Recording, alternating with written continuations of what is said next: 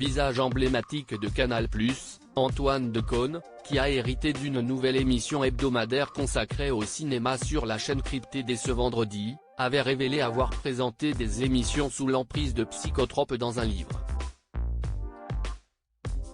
Révélé au grand public dans les années 90, grâce à son duo avec José Garcia dans l'émission Nulle part ailleurs sur Canal+, Antoine Decaune est devenu au fil des années l'un des visages emblématiques de la chaîne cryptée.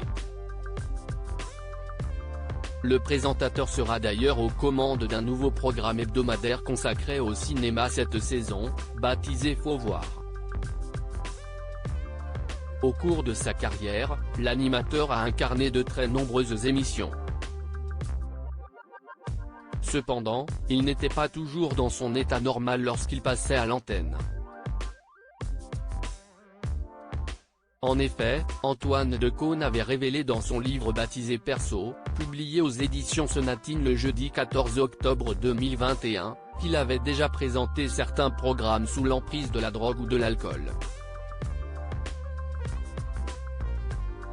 J'ai présenté toutes sortes d'émissions, à l'exception de jeux télévisés, du concours de l'Eurovision ou du tirage du loto, et ce, je peux l'avouer aujourd'hui, en imaginant naïvement que personne ne l'aura jamais remarqué, dans tous les états possibles, que ce soit sous diverses formes d'ébriété ou sous l'emprise de psychotropes de toute nature, avait-il écrit. Par conscience professionnelle, bien entendu, l'idée étant chaque fois de vérifier si telle ou telle substance pouvait m'aider à supporter l'exercice souvent ingrat du face caméra. Il faut miser sur la sobriété, au risque d'y perdre en élocution et en contrôle du rythme, ce qu'on a l'illusion de gagner en décontraction, avait également ajouté l'animateur dans son ouvrage.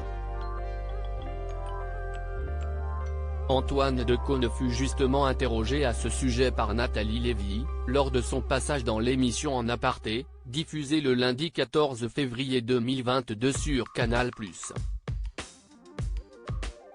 La journaliste a notamment voulu savoir si cette manière de faire de la télévision était révolue.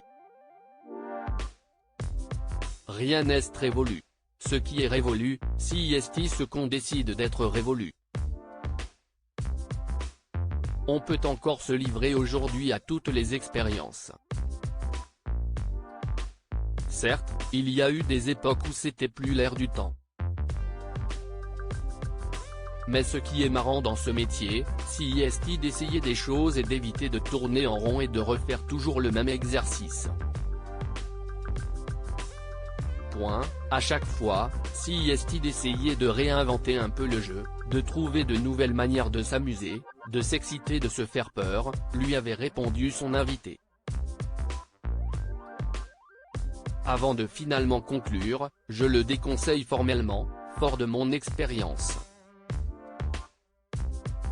Je pense que le meilleur état pour faire ce métier, c'est d'être absolument clean.